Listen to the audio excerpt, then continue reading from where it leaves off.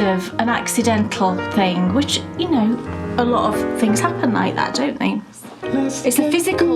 No, it's a physical task. Yes. But I was things like that happen for me. Oh, I accidentally cast on a really beautiful sock with perfect looking yarn and a really great stitch pattern. I've not even looked at Kay, so I don't know, because she's got the worst poker face in the history of the world. Nubbly. I think nubbly is a word. Nubbly or nubbly? Nubbly. The same thing, I'm just saying it. Sadly, he is right. Oh, yes! The things that you see appearing from underneath those little needles. Well, those tiny hands. Visual question. Oh, how exciting. A physical question. Oh, I sound like physical. The Crystal Maze.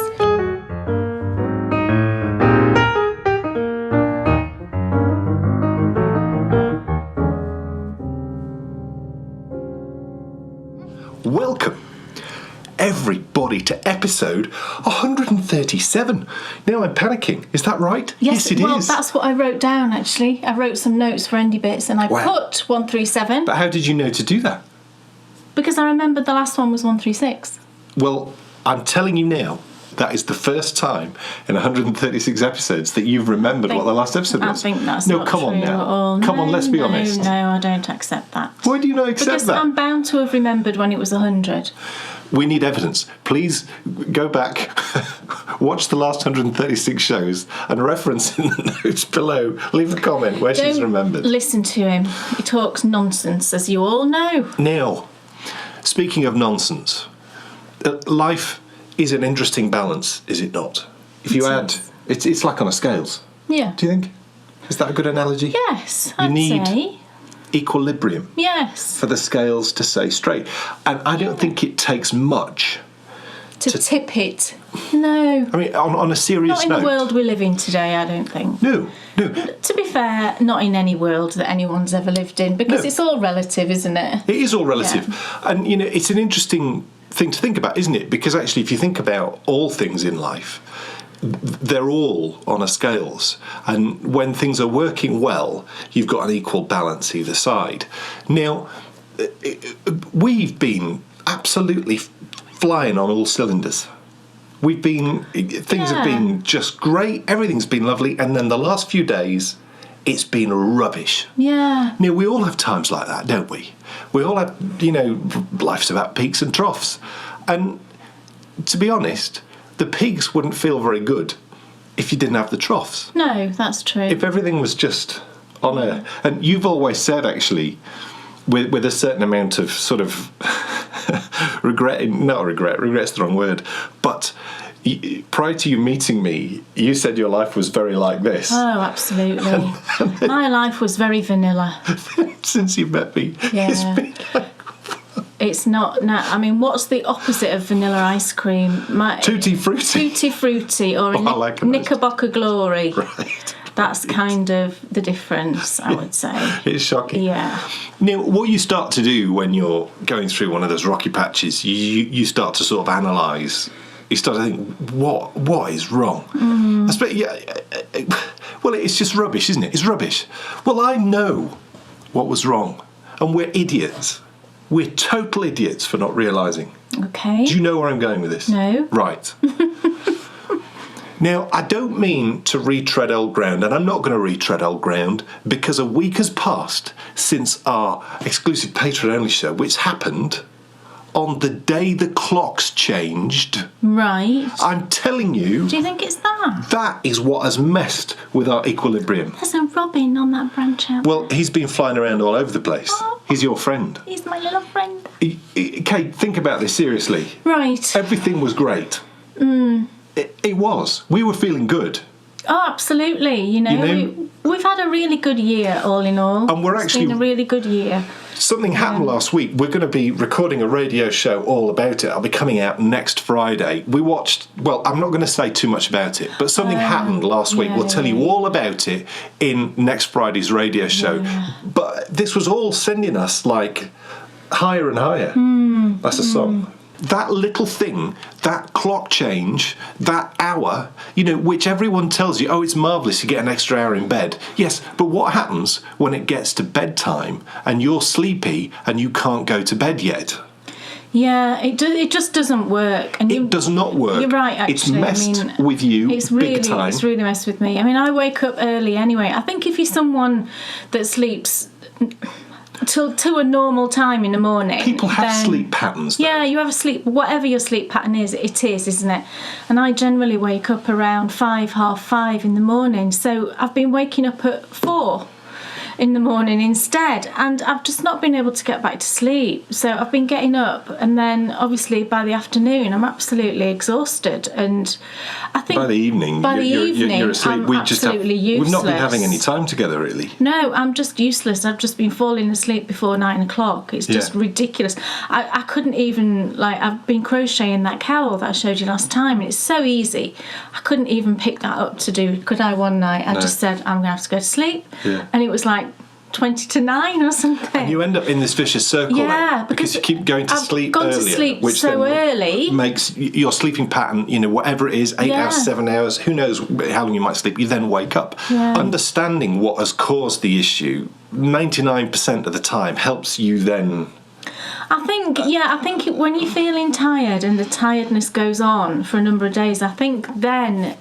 it's when other things can start creeping in, isn't it? Yeah, and it's very easy. That's probably what's happened. It's very easy to then, as time progresses past that time change, it's easy to forget about that time change and the ripple effect that has on your life. Now, I'm not saying that we need to keep the clocks at this hour or at the hour they were at. All I'm saying is, pick an hour and stick with it. Well, it should be as it is now, because we're now on Greenwich Mean Time, correct. Aren't we? It's when it's the summer that it turns to GMT. I know an awful lot of people who hate the dark, and like it when the time changes. So look, I don't mind if we choose a different time to what we're on now.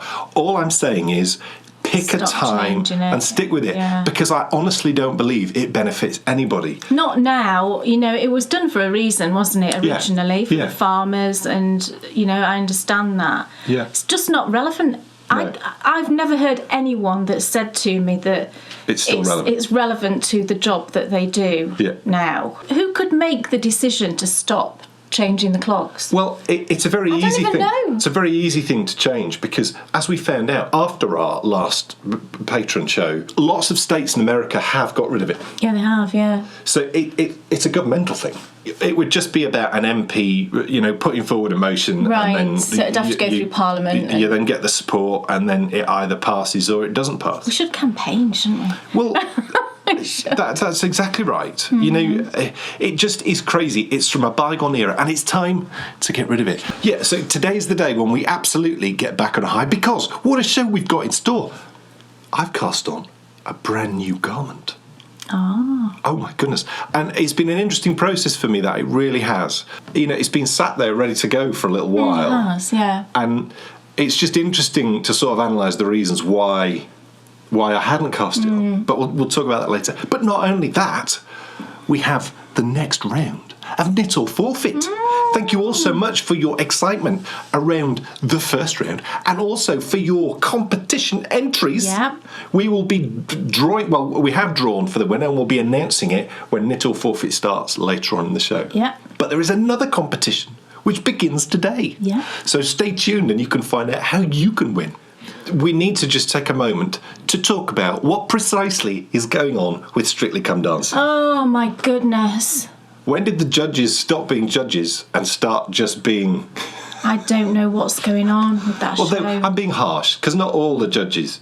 It's like they're not judging anymore. No, they seem to be biased. It's like they're viewers with their I honestly don't know what's happening. When it's been the dance-off the last 2 weeks... historically, you can use, you can always say, right, this person's going to go because clearly they're the weaker dancer. That has not been happening. No. They've been putting through the dancer, in my opinion, and to be honest, I've been looking on, the comments on Instagram on the Strictly feed, and I think it's the opinion of thousands of people from what I can gather, that it's just they've not been sending home the weaker dancers. And it seems to me, yes, that, they always say, based on this dance alone, who are you going to save? But really, I think, yes, you're looking at that dance, but it's in your mind how, what level of dancer they are, surely. And even on that dance alone, I don't think they've been making the right decisions. No. It's just been bizarre. And they've just been sending home some lovely dancers. And also, people are being critical without being constructive. No. Constructive criticism, that's what they're there for, isn't it? They've all got to learn, and it's great to get feedback.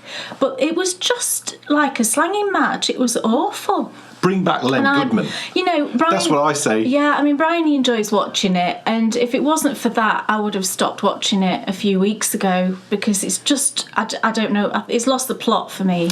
Well, I actually stopped watching it. You did? Years ago. Yeah, you don't watch it, really. I loved it. And I've spoken a little bit before about this. When I was young, how odd, but I used to love watching cum dancing. Yeah. Which was at the Blackpool Tower Ballroom, and it was professionals, and that was my favourite thing. And it was because I loved the music, I loved the big band music, but I also really loved ballroom dancing, proper ballroom dancing. And when Strictly Come Dancing started, it was a proper dance competition, or that's what it felt like. The public vote did sometimes throw up some anomalies. It did. Like Christopher Parker getting to the final of the very first one. That was bizarre. And he just couldn't dance. People vote for the favourite people rather than the best dancers. And that's just human nature, and I understand that. But then the best dancer that's won. why the judges are there, isn't it? Yeah. Really? Yeah. To keep things on the straight and narrow. So when you've got two people in the bottom two that are the least popular with the public, they then look at it and put the best dancer through. Yeah. And I just don't think that's what's been happening. It's just a shame it's got away from being like a proper dancing competition. I think it's got away from, it's more about people's journeys. And it's more about, what's happening with that dancer behind the scenes, and he's having an affair with that woman, and it's all become like that, hasn't it? It's like gossip mongering. Don't like that. No, I don't like that either. You know, I'm there to watch the beautiful dancing, and I've got to say though, I think actually we know who the head judge should be. Well, we do. I think I know who I would like it to be. Carlton. Alfonso Ribeiro, who won the American competition, is just superb. He's just great because fantastic. He is a positive influence. That's exactly what I was going to say. But he's also got a really good eye, and he knows what's right and he knows what's not right. But the feedback he gives is always in a positive way. Yeah. That's how it should be. They're not there. These people are not there to, get shouted at and feel belittled. Yeah. They're there to be encouraged and to be congratulated for what they're doing, because come on, how many of us could do what they do? I know. And I think that leadership from the sort of head judge then spreads throughout the rest. What a shame. But, you can always look back at the old as we do. We do, yeah. Yes, absolutely we do. My favourite, most certainly being, the dance which always sticks out for me is the one that I told Brian to look up, and that's Julian Clary's Quick Step. Oh, it's fantastic. With Erin Bogue. It was superb. She was marvellous. And Tom, what was his name? Chambers. Tom Chambers. Yeah, danced like Fred Astaire. Fantastic. Did a whole thing on the top of the stairs on his own, and then I want to watch that now. Brilliant. Jason Donovan was great. Yeah, he was superb. Yeah. But then, do you remember? Darren Gough, amazing. What about Colin Jackson's show dance? Oh, what was that? I don't remember. He wasn't very good, was he? I don't remember him being brilliant. It was abysmal. Oh, was it? They were dancing with mannequins. They had... Oh, that was awful, wasn't it? Oh. He'd been like brilliant all the way through, and then they just came out. See, that's not his fault. That's bad choreography. Yeah. Anyway, look. That's enough Strictly talk. Yes. We should start our own Strictly show. I know we should, shouldn't we? Yeah. Because it's time for us to find out. Kay Jones, what's on your needles? Or is it a hook? No, neither. Thank goodness. Yes, I've got a new sock project. Oh, it's lovely. On the go. It is lovely. The colours are perfect. This was kind of an accidental thing, which, a lot of things happen like that, don't they? But I was... Things like that happen for me. Oh, I accidentally cast on a really beautiful sock with perfect looking yarn and a really great stitch pattern. That'd be marvellous. I have to work for things like that. But yeah, I was just playing around with stitch patterns. Sometimes I just sit down and I have a little swatch that I use. And I'm just playing around with things. I look in stitch dictionaries, and it's just nice to do that. And I'm just in awe. I'm in awe. Well, I don't know about that. It's true, though. It's true. I liken it to... I will always come back to the thing which I know the best, and that's music, most probably, because that is always the way I think of things. And it's like, some people need clear direction, and then they sound great and they play great. Other people just give an instrument and watch them go, and it's just amazing. Yeah. And that's what it's like with Kay. It's just like, it's just marvellous. The things that you see appearing from underneath those little needles. Well, those tiny hands. I was just, like I say, I was playing around with this swatch one day, and I sort of came up with this little faux rib, if you like, and I was knitting away with it thinking, oh, that looks really pretty, I like that. And then it suddenly dawned on me that the stitch I was using, I'm thinking, I think I've used this before. And I thought, do you know what? I think it's the little stitch pattern that's in my Peter socks. So I had to look it up, because it's a while ago since I did that. I looked it up and I was like, oh my goodness, it's exactly the same stitch that I used for my Peter socks. If you've knit them, it's the little, I called it the Hop 2 stitch. And I was just using it in a different way. I have knit them. You have knit them? I'm knitting them right now. You are knitting them, yeah. And it's a really fun stitch. It is a really fun stitch. And what I love about it is it seems to stick. It's not like one of those things where you learn how to do it and then you have to keep reminding yourself. Clearly it didn't stick in my mind, because I've totally forgotten that I'd even used it for a design. Thankfully it dawned on me. But I just thought, do you know what? I'm gonna carry on knitting these socks, because what I think it'd be nice to do is to just do a little update to the Peter pattern and add this option into it. Wow. So it's the same little stitch that you use, but you just use it in a different way. So I'm going to do that when I've got to the stage of being able to photograph these. I will do an update to the Peter pattern to include this option. But these are the socks I'm knitting. Aren't they lovely? I'm quite a way down. This is just the first sock. But I thought, seeing as it was Peter Rabbit inspired, I would use colours that look like Peter Rabbit. What yarn is that? This is Cascade Heritage. Right. I'll tell you the colours in a second, but I'm striping them myself. I'm striping them myself. Excellent. That sounded a bit Wurzel Gummidgey. And I'll hold it close so you can see. Stop it. Right, I'm covering you up with the sock, because you're ridiculous. But can you see how it looks kind of like a ribbon, but not quite? And it produces a really lovely sort of nubbly texture. And then where you're changing colours, you get a very slight little word is that? Scallop sort of. You just made up a new word again. What did I say? Nubbly. Nubbly? Nubbly's a word. Really? Okay. I want you to look that up. Nubbly? Nubbly. I think nubbly is a word. Nubbly or nubbly? Nubbly. Nubbly. The same thing, I'm just saying it differently. So is this nubbly or nubbly? Nubbly. Yes, I think it's nubbly. Definitely. He's totally put me off my track now. I'm using 4 different colours of Cascade Heritage, and I'm doing 12 rounds of each colour. And I just thought these were very Peter Rabbit. I had all these in my stash, so that was great. I could just get going on it, and I'm really, really enjoying it. So God, you had all those colours in your stash. I did. Well, look, it was a total coincidence. You did not buy those colours thinking they look like Peter Rabbit. No. Look at that sock. I know. I mean, that's just... I know. But when you consider all of these are Cascade Heritage... Wow. I'd add a little tidy up. Do you like?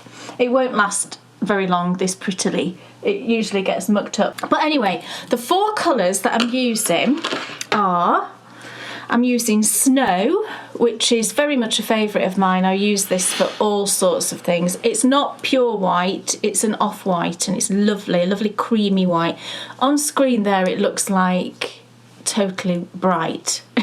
It's not, it's a lovely creamy white. And then this one is Limestone. And then we've got Camel, is the brown, which is a gorgeous sort of milk chocolate colour. And then this one, I think, is I can't say that word. Say it for me. Turquoise. Thank you. There's certain words I can't say and I refuse to say. So that's one of them. But I think this one is that word that Dan said. Yeah. Yeah. That looks like Peter Rabbit's jacket. So I just had all those colours and I thought, oh, I'm just going to start this sock. And it's lovely. It's working out really nice. I'm really enjoying it. As soon as I've finished, and I've used the limestone for the cuffs, heels and the toe as well. And then I'm striping the other 3 colours. And I think that looks really nice.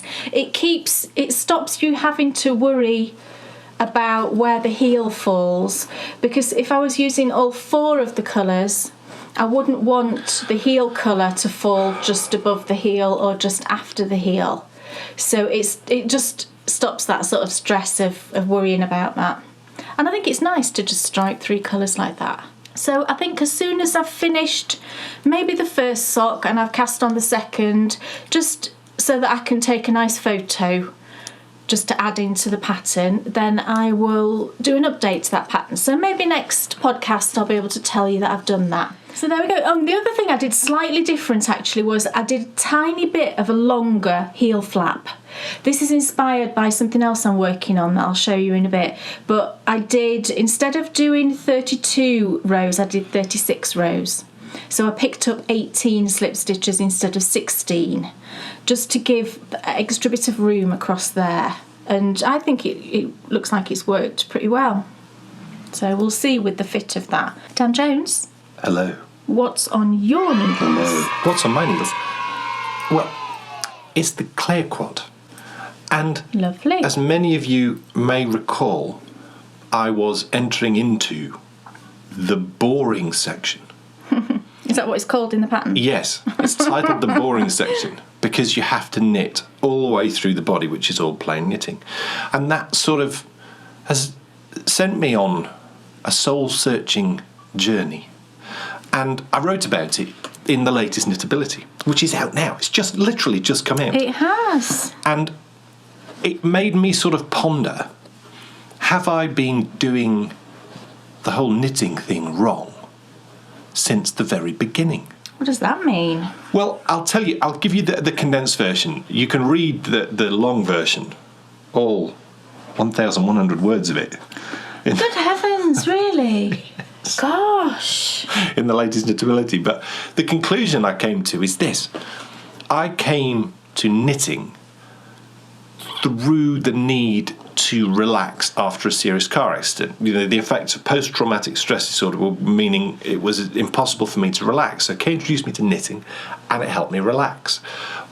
But the reason why it helped me relax was because in my first ever thing that I tried to knit, which never got finished, which was like a brownie scarf, which looked awful. Yeah. The level of concentration I needed just to do the knitting was so high that it forced all the bad stuff, all the noise out of my brain. And, you know, I think it took about a week, but suddenly I was able to sleep again and everything. Now, that caused me to fall in love with knitting immediately because it was like the ultimate relaxation. Not only did it clear out all the rubbish in my brain from the car accident, it cleared out all the rubbish which had built up over the last 36 years of life. And that then has led me to look for, in every project which I've ever knit, the same reward.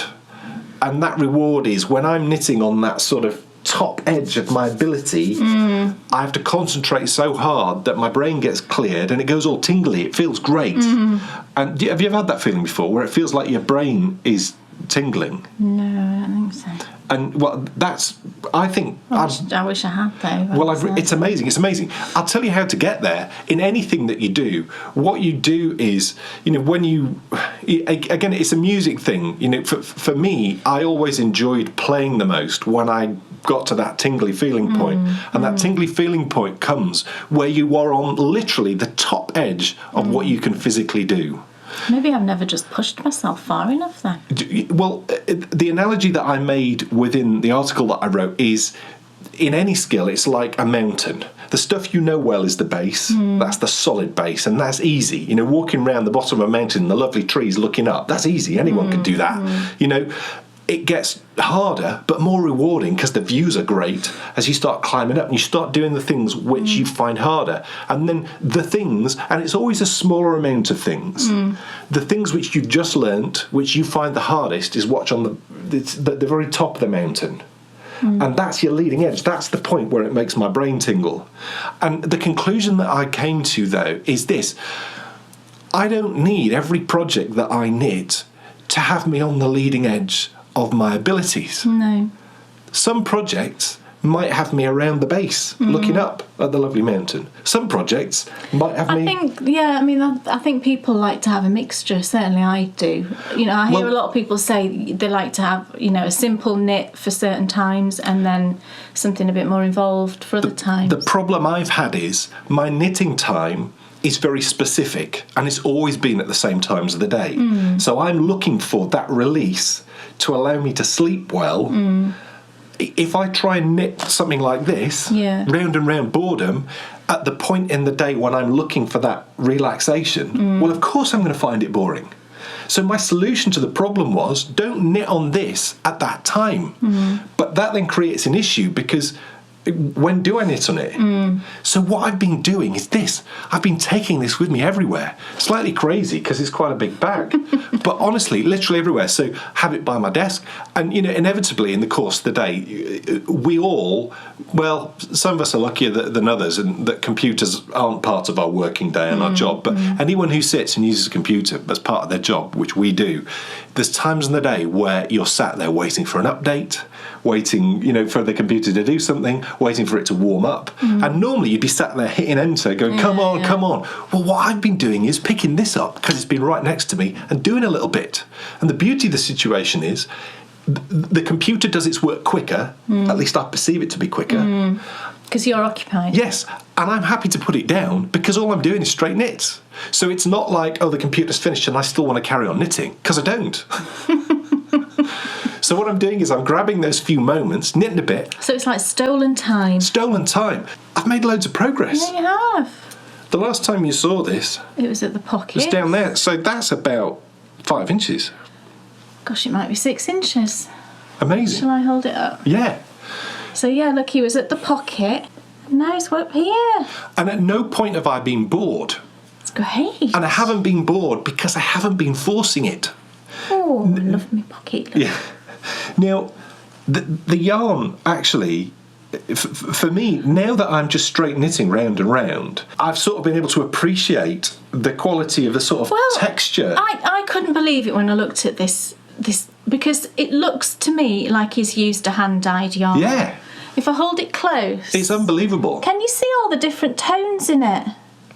Don't you think that's just amazing? I think it's just fantastic. And of course it's just, I say it's only... Now, what are you looking for? Oh, sorry. But it's drops charisma, Yeah, I know. It's just brilliant. And what, is that the colourway? I think it's colour 77. When you look it up, if 77 looks like that, that's what it is. But just look at the tones in it. And if I'd have looked at that, somebody wearing that, another knitter, I would have thought it was a hand-dyed yarn. It's amazing. It's just brilliant. And it's only now knitting through the plain knitting that it has enabled me to sort of take a step back and look at that. Yeah. Now, the other thing that this has done, it's made me appreciate the product more. Now, I've always been a process knitter. But actually, knitting at this different time of the day, not needing this sort of kickback, this relaxation kick, it's made it more about the product. So yes, obviously I'm still enjoying the process, but I've always said historically, haven't I don't mind if people wear what I knit or not, because it's about the process for me. Well, actually, with this, I think it's because I know that you're really going to like it. It's made it so much more about the product. And I think if you get that balance, speaking about balance at the start of the show, weren't we? If you can get that balance between process here and product here, then it's perfection. You know, and that's what we all want in our projects. I think it's going to be brilliant. And actually, what I think it's going to be brilliant for is like as a autumnal walking jacket type thing. Cool. Well, whatever you use it for will be fine. Yeah. I think because, you know, a lot of days you don't need a coat, do you? But you don't want to go out without something. I think it'd be great for that. Cool. Isn't it lovely? I'm so proud of you. Thanks. It's amazing. What else is on your needles? Well, in my giant bag, this was a very generous gift from a lovely lady. Well, you're not going to believe what I'm going to pull out of this bag and tell you that I've been working on. Socks. Yes. I said to Dan when I got this bag. No, I know what it is. An amigurumi toy. Yeah, I said, when I got this bag, I said, oh, shall I put a sock project in it? It's brilliant. I love it. It's a fantastic bag. But no. I know what you're going to pull out of there. What am I going to pull out? All the projects you've ever knit. Yeah. Actually, there's a small child in here. This is where I keep everything. Yes. It's brilliant. It's caused us much happiness, this bag. That is like Hermione's bag from... It is. Yes. What I've got in here is my penguono. Oh, wow. Oh, my goodness. That did not look like a penguono. No, I thought that was something... Look, this is what's inside the bag. It's a tie. No, it's my penguono. And I've made a little bit of progress. One day, I just said to Dan, do you know what? I'm going to pick up my penguono. I'm going to knit on... What I said was, I'm going to work on it for an hour and see how I feel after that hour. Well, she didn't feel great. No, it was it was all right. And actually, after that hour, I thought, do you know what? I'm almost finished with the sleeve, so I'm going to carry on. And I think it took me a couple of hours or so to finish the first sleeve. So I have finished the look. It's very striking. Look at. It might be awkward to knit, but it is. You know, it's definitely a statement. Yeah, I'll show you the other side. That's more interesting because it's got the little welts on. Look, finish the first sleeve. And I think I was like here before. I was just starting this sort of neutrally poppy of colour thing. And so I finished the sleeve. It was unpleasant to knit. I'm not going to lie. You had to work this kind of panel under the sleeve, under the arm here. See the black panel? Then when you'd done that, you picked up stitches and worked in the round for the cuff. The pattern told you actually to do this bit in one yarn and then to cut it and do a different colour for the cuff. I just carried on, and I actually really like the way that you get this sort of outline. I think that looks really cool. So I'm going to do that on the other sleeve. So what I did when I finished this sleeve was I realised that the thing that was annoying me most about this project was all of the ends that I'd got dangling.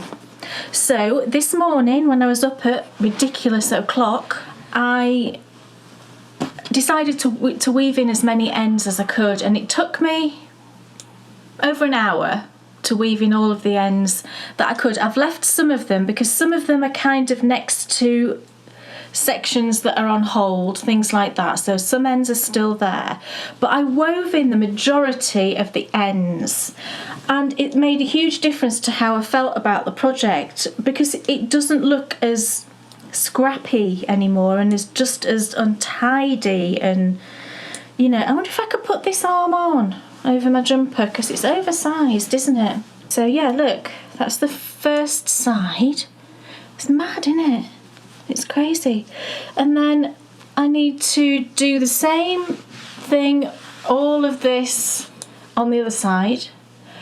But then I feel like I'll be close to the end because I think then what you do is pick up for the collar, I suppose, collar, button band, all of that, all around there.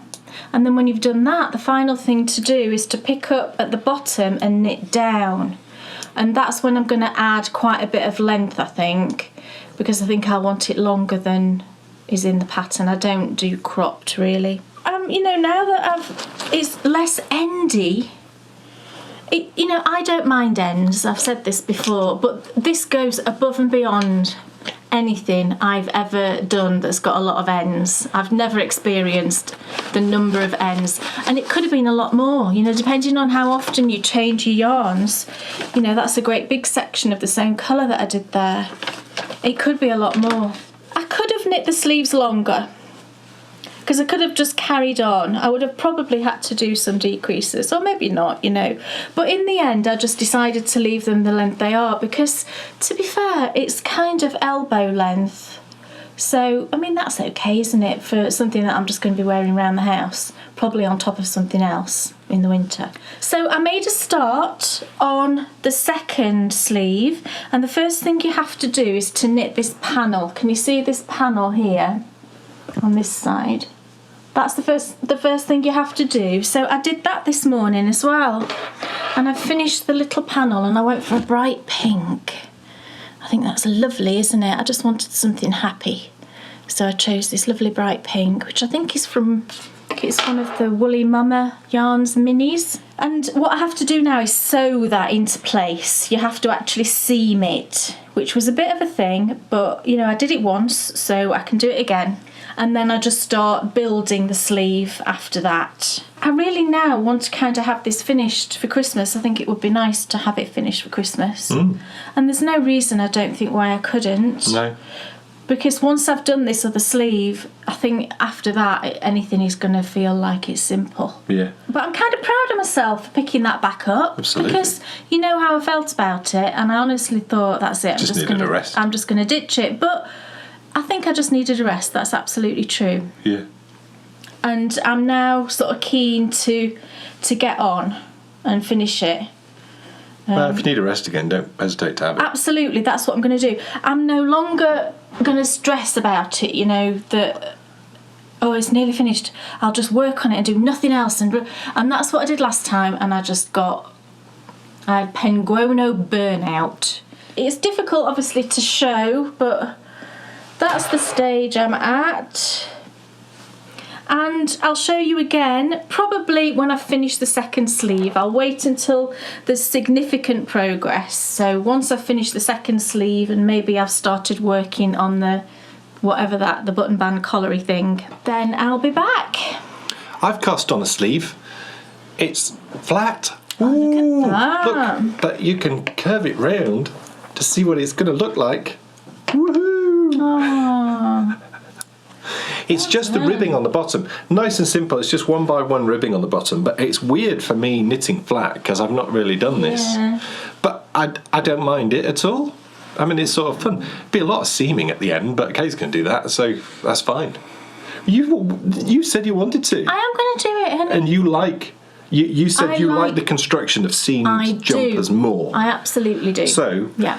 We'll see how we go with this. And this was ready to cast on. The yarn is Cascade Heritage. No, it's not. The yarn isn't Cascade Heritage. What is it? Cascade Heritage is the fingering weight. It's Cascade 200. No, 220. Cascade 200.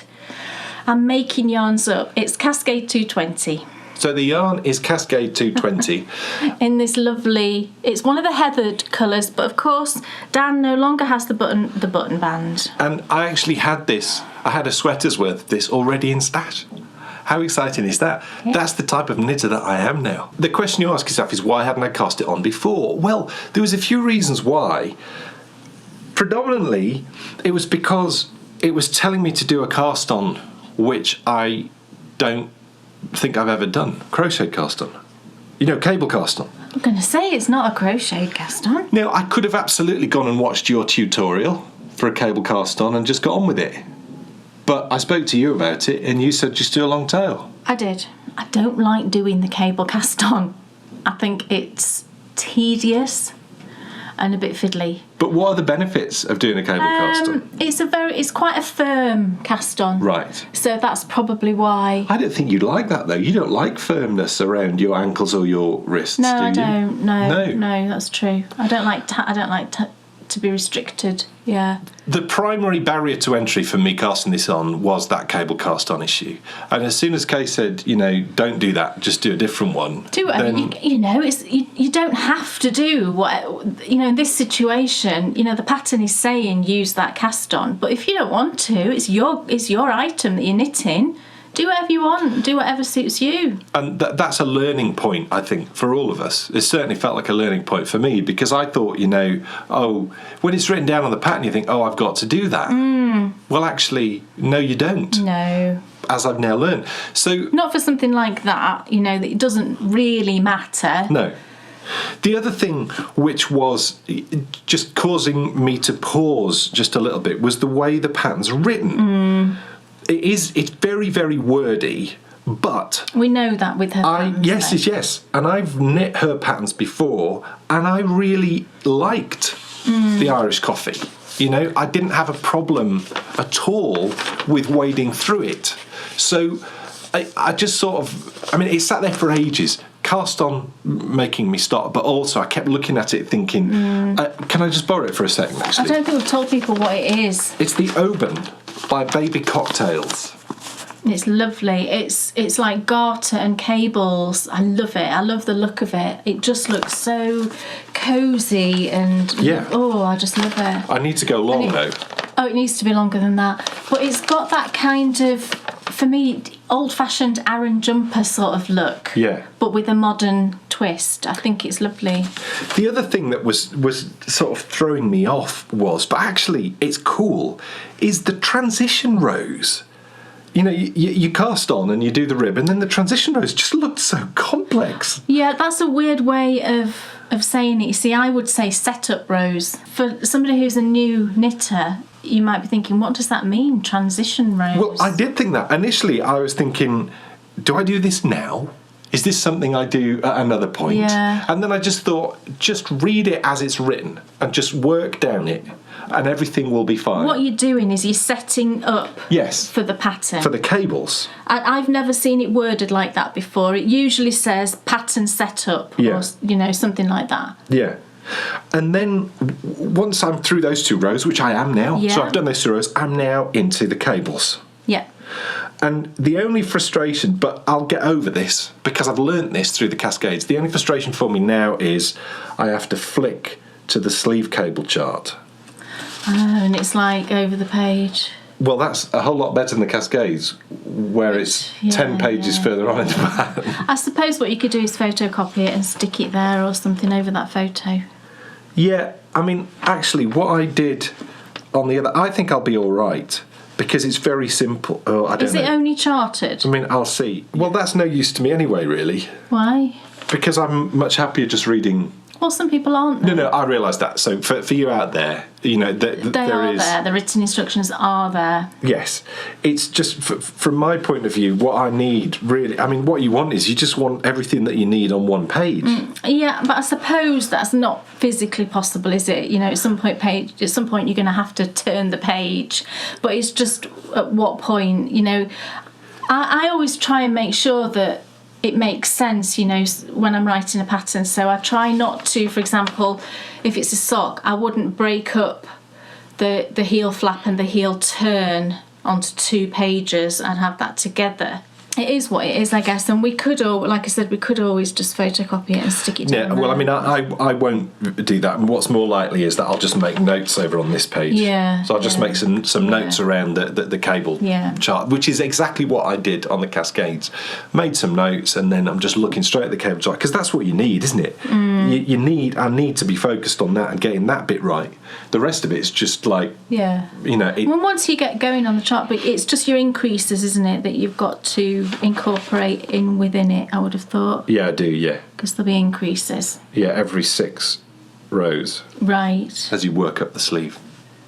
But I'm all cast on, and we'll see how we go. I'm excited to do it. It was interesting to do something flat and something different, and, hopefully everything will go swimmingly. What else is on your needles? I've got one more thing, and it's another sock, and it's your socks. It's the Christmas socks I was knitting for Dan last time, and I finished one of the socks, so I wanted to just tell you how the fit is, do you know, with the adjustments I made. So this is the one I've finished. So it's a ribbed sock, so it looks super skinny and super long.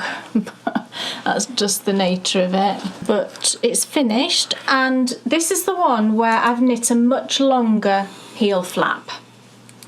So instead of 36 rows, I knit 50, I think it was, 50 rows, to produce a heel flap that's actually square when you measure it. I think it was 3 3/4 inches square, something like that, or 4 inches, near enough. That then meant I've picked up a whole lot more stitches. Instead of 18 to pick up, I picked up 25. So that's a lot when you double the difference.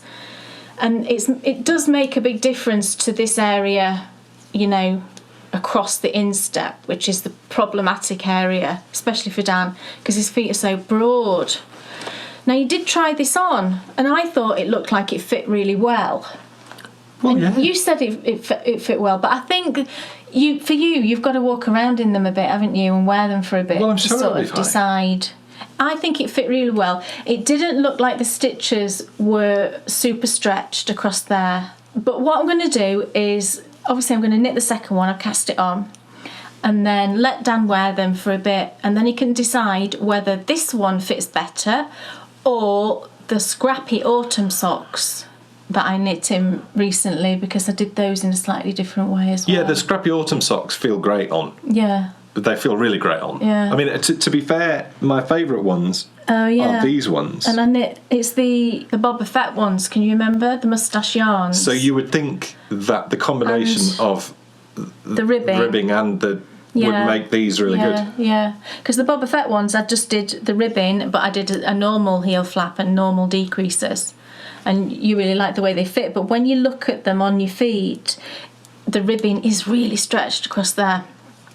So I'm thinking these must be less stretched. I like ribbing. I know, he does, unfortunately. It just means that his socks just take me even longer to knit. Especially if these fit really well, then The thing is, though, those scrappy ones weren't ribbed, and they no, feel that's great. True. Yeah, they weren't ribbed. No, and they do feel great.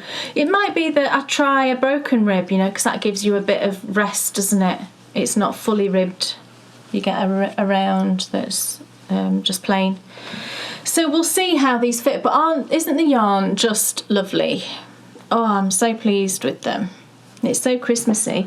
And this is the Regia yarn. It's Regia Season Colour 4-ply, and this colour is number 09408, and I think it was called Advent Wreath. But I don't know that you can still get this. I mean, by all means, have a search around. There might be some shops that still have it. I honestly don't know why yarn companies discontinue things that I think would be popular. And then for the heels, yeah, it's just the heel. I didn't put it in the toe. I'm just using a cream Osterman Step. Osterman Step's lovely. It's the one with the oils in it, isn't it, that I mentioned last time. It's really nice yarn, and you've actually got a couple of pairs of socks that I've knit in like a self-patterning Osterman Step, and they were lovely. So yeah, I'm still really enjoying them, and I got the second one cast on, and I'm doing a 1x1 rib. I really like 1x1 rib. I've heard a lot of people say that they struggle to knit 1x1 rib because it looks kind of uneven. So, you know, I would say if that's the case with you, just do a twisted 1x1, because by twisting the knit stitches, it really does neaten it up, and I think you'll be really pleased with the result if you do it that way. But I think, you know, the only reason that it would be uneven is if your tension wasn't the same, you know, between your knits and not necessarily even your knits and your pearls. I think it's just an uneven tension, isn't it? But I think my 1x1 rib is okay. I think it's neat enough. And I really like doing 1x1 rib, but I think you get into that kind of rhythm, and I don't mind knitting it at all, and I do really like the look of it. I think it's nice. It's more of an old-fashioned feel for me, because I know that when Mum was knitting jumpers and things, I think her ribs were usually always 1x1. And I think 1 by 1, would that be more stretchy or less stretchy than a 2 by 2? I don't know. I think it would be more, wouldn't it? Because there's more pearl stitches, so you would think it would be more stretchy. But I'm not sure of the mathematics of that. So these have only got to be finished by Christmas. There's no huge rush. Got the first one done. So I will just work on those when I fancy it and just make sure they're done before the festive madness. So, last episode saw the return of Knit or Forfeit, the champion of 2019, and Kay got the season off to an absolutely superb start as she scored 9 out of 10. But you know what that means. It's time for the champion to take the floor as I undertake my first round of Knit or Forfeit.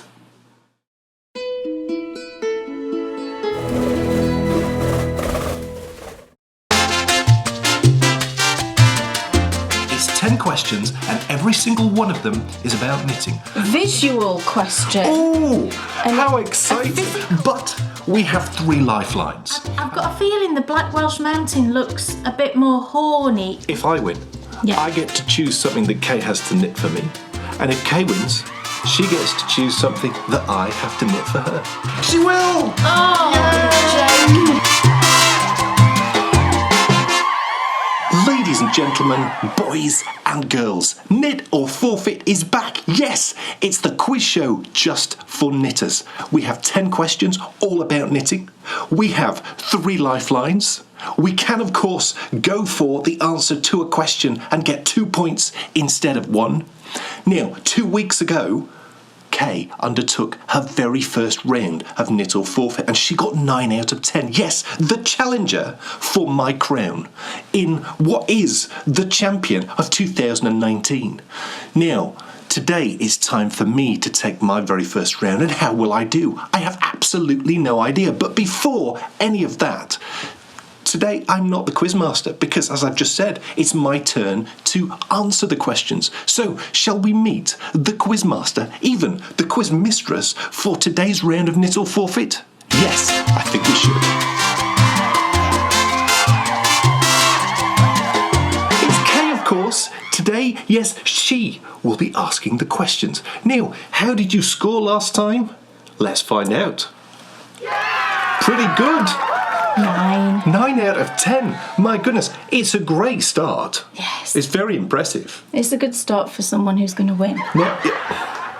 Now, I will be adopting a slightly different tactic to Kay because, as you found out in the first round of Knit or Forfeit, in the event of a tie, it will come down to those lifelines. Remember those lifelines I mentioned just a minute ago? We've got 50-50, ask the audience, and also text a friend. Now, Kay was trying not to use them. I'm going to use every possible trick in the book to score as much as I can. Oh, right. So you're going to use all the lifelines? Well, we'll see, but I'm certainly not going to hold off. I think my tactic will win. Well, it's the sensible approach. I'm taking a more laissez-faire. Rash. Yes. A more rash approach because I think points will be hard to come by. Points, oh, yes. Mean prizes. Points what was that? No. Points most certainly do mean prizes because, of course, in Knit or Forfeit, you have the opportunity to win. And we're delighted to be able to award the very first Knit or Forfeit prize for this season, the champion of 2019's run of Knit or Forfeit. Now, we promised you an amazing prize, and it is because we're in the process of running up to the biggest pattern drop of Kay's patterns onto our website and onto, all the places where you can purchase Kay's pattern from ever in the history of the world. And to celebrate that, we're going to be awarding some collections. Yeah. And there's going to be a quiz later on in the show, so don't worry, there is another opportunity to win later with a totally different prize. Yeah. Oh, yes.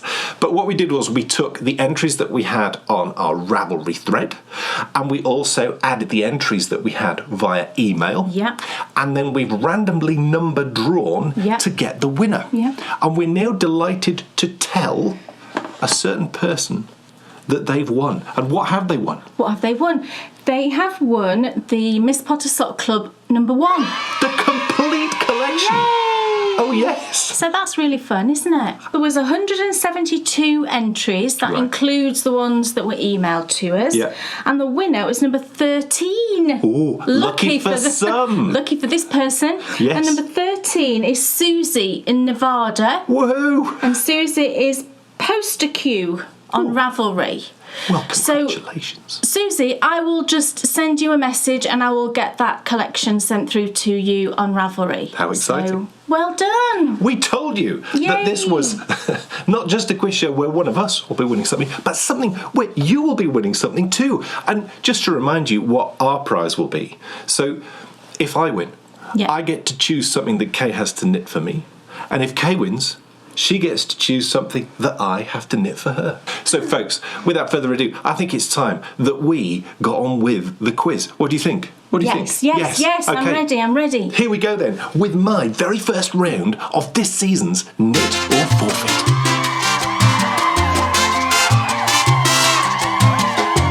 Okay, so question 1. That's a bit quick. She's straight in for the kill. What else did you want She's to off. say? I thought you were going to perambulate a little bit. Perambulate? Yes, I don't even know what that means. I thought it was pushing a pram. It obviously isn't it? Not What does done that for perambulate many mean? years. I hope I used that in the right... Yes. I miss pushing the pram around. Yes. We had a great pram. We did, it was epic. We had like an off-roader. You could run with it. Funny enough, I didn't run then. No, I didn't either. One of those 3-wheel off-roaders. But it was fantastic for, going out walks in sort of muddy lanes and things like that. Kept you upright. Yeah, it was really brilliant. It was brilliant. And I used that pram up until Bryony being... Gosh, she was much 11. older. No, she would have. She was much older than probably, a normal child because Bryony didn't walk until she was almost 3 because she had a hip problem. So we did use it until she was probably, over 4, if not 5. Yeah. Come on, woman, that's enough waffle. Let's get on with the question. Question 1 is How funny am I?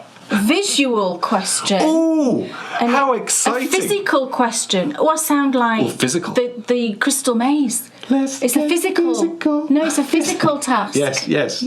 So this knitted item I made for myself in January 2017. I wear it all the time, do I not? Yes. Yes. It's a cowl. Yes. You can see that's the back of it there, look.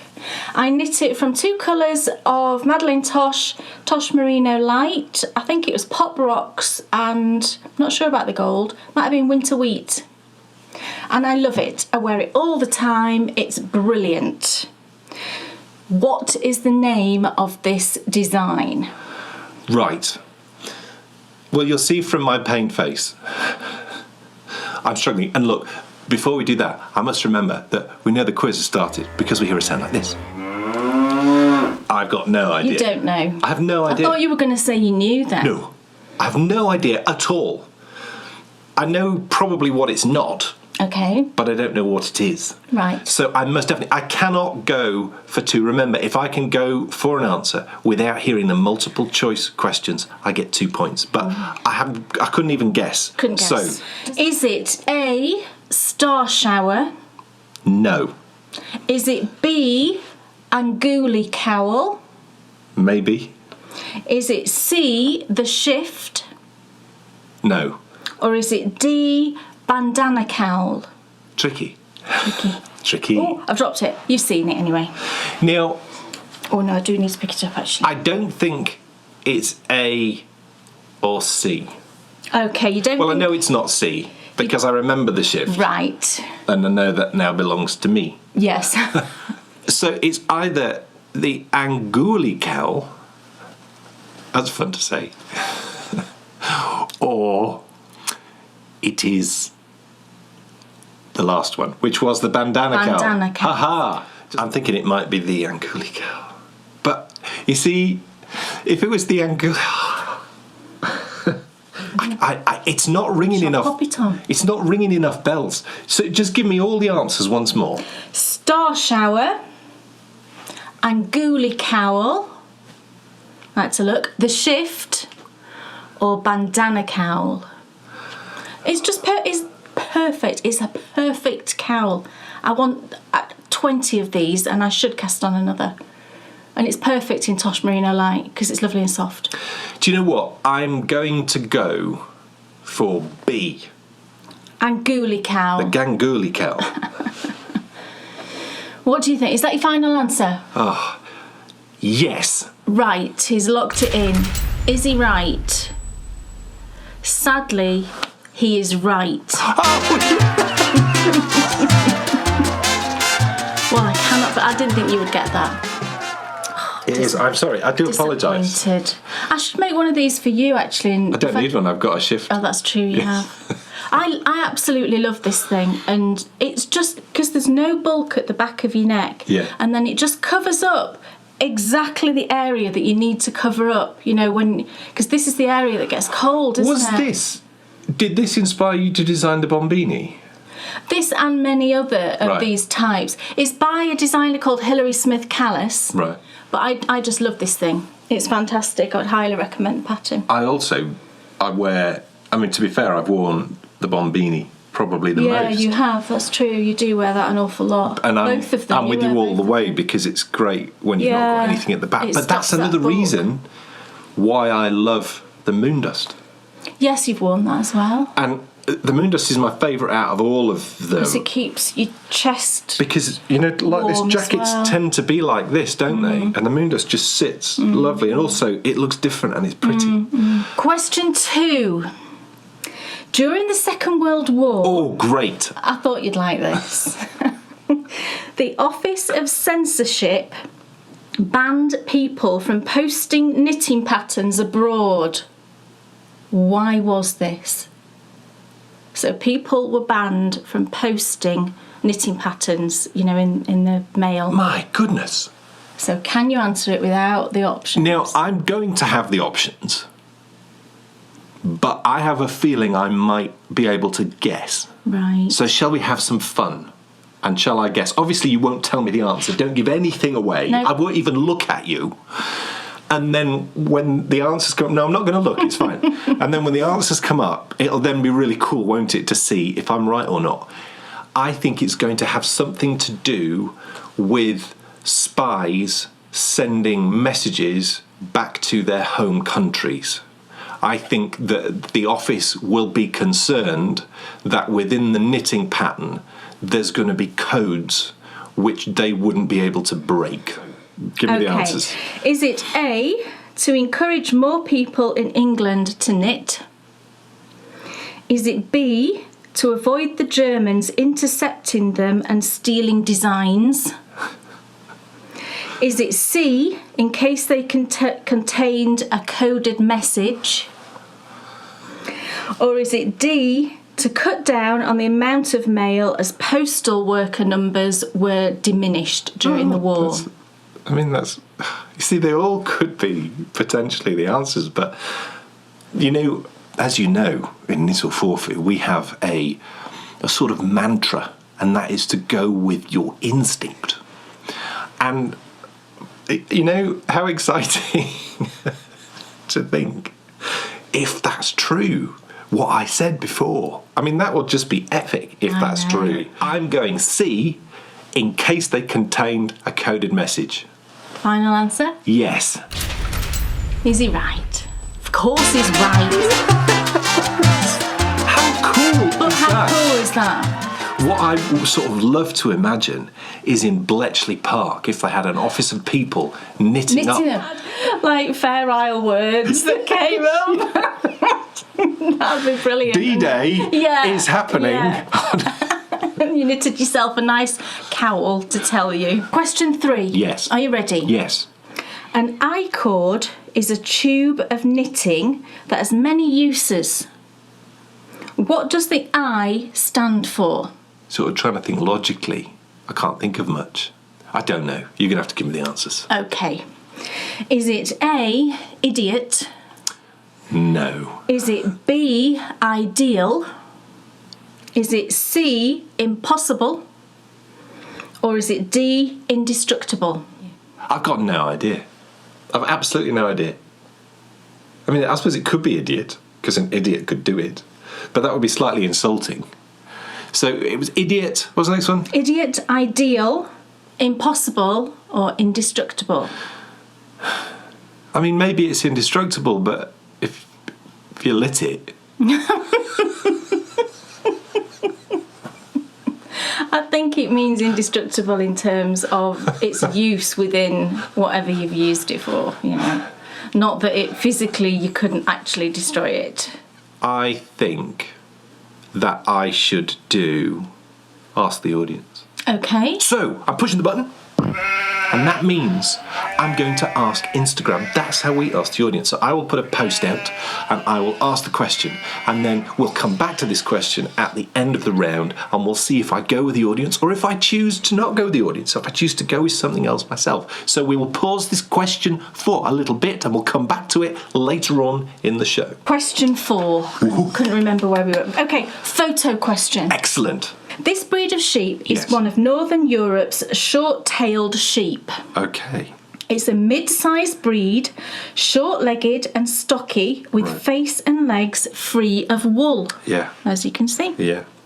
The fleece is dual-coated and occurs in a variety of colours. Right. They are left unshorn for the winter and are cold hardy. Right. What are they? Well, first of all, I'd like to say that I think this is one of the most handsome-looking sheep He's I've ever seen. beautiful, isn't he? Sometimes... I'm saying he. Could be a she. Well, it's got horns. Do girls have horns? I don't know. You're going to have to give me the answers. Okay. Is it A, Shetland? Is it B, Gotland? Is it C, Norwegian Spelsau? Now, I'm sorry if I've pronounced that wrong. It's Spelsau. Right. Or is it D, Icelandic? I'm drawn towards one, but it literally would be a total stab in the dark to go for it. So I'm going to have to push the button and use another lifeline. And that lifeline will be 50-50. Okay, 50-50. So please take away 2 wrong answers.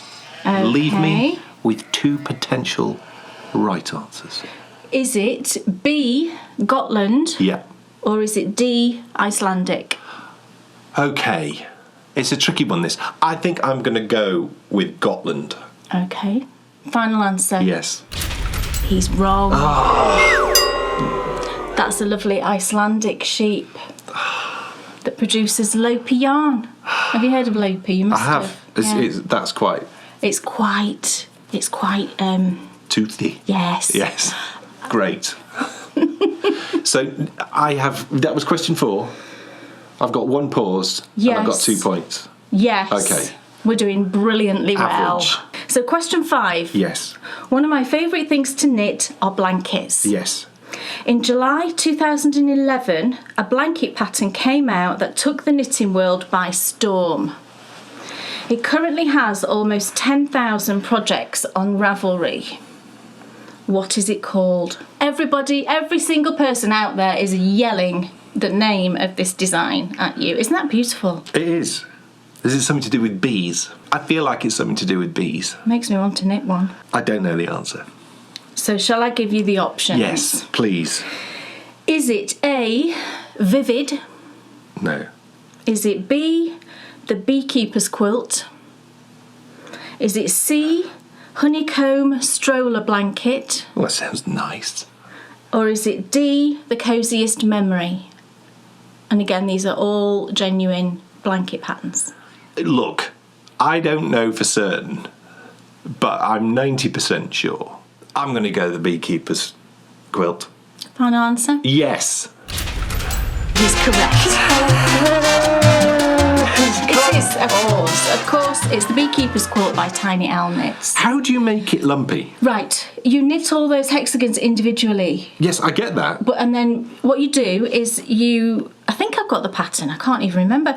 You start at one end of the hexagon, it's knit in the round. Right. And then before you close the top up, you stuff it with polyfill, with stuffing. Well. Then you seal the top. Right. And you just make a bazillion of these things. And then you've got to seam them together.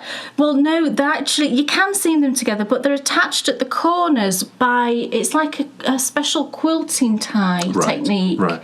And the reason it's done like that is that you can remove individual sections. You know, if one got damaged, you can just undo the ties, remove it, and pop another one. Right. So well done. Thank you very much. So question 6. Yes. Knitting first appeared in England during the 13th century. What type of person would most likely be seen wearing these knitted items? I mean, I know. See, it could be fishermen, could be royalty, could be hunters. Go on, give me the answers. Is it A, royalty? Is it B, the working class? Is it C, prisoners? Or is it D, soldiers and sailors? I don't think it's the working class. It's tricky though, isn't it? Because, you know, they would have sheep and they could spin, and all you needed was a couple of bits of wood and you could knit. But I know that royalty did used to wear knitted stuff. Certainly globally they did. As we found out last time with Vicuna. Only Peruvian royalty could wear it. Mm-hmm. You see, soldiers and sailors have historically got strong links with knitted items. Oh, you see, I said royalty, didn't I? I'm pulled strongly towards soldiers and sailors, though. And it's like, you're fighting that internal battle, aren't you? I'm going to go royalty. Royalty? Yes. That's your final answer? Yes, and I'm going to put on my prepared face. That's your prepared face, is it? Is it correct? You're going to have to wait to find out. No! Thank you so much for watching this first half of Knit or Forfeit, and please hurry back, because I want to find out. We'll see you later in the show. Not the best of starts. But look... It could have been worse. It could exactly be worse. And who knows, I may just have got that question right. Was it royalty? Is he going to pull it back? We'll find out later on in the show. But huge congratulations. Was it Susie Q who won? Was that her name? No. Wasn't. Susie Q, that's Susie Quattro. Susie is her name. I think her Ravelry name was Poster Q. And Susie Q. That's Susie so great. Q. That's Susie Quattro. Susie Quattro? Yes. Right. Yeah. Oh, I'd love to imagine Susie. Maybe Susie Quattro doesn't it? Maybe she does. She was in the Bob the Builder. Do you say Builder. Quattro? I would say Quattro. It's Quattro. Susie Quattro. You say Quattro. I say Quattro. Let's call the whole thing off. Folks, it's time for us to find out. Kay Jones, what's off your needles? That's a lot of stuff. Well, there's only these ones, but I've just brought those ones because they were That's fine. Relevant to Absolutely, they're these. relevant. So, yes, these are... They remind me of Moss Eccles Tarn.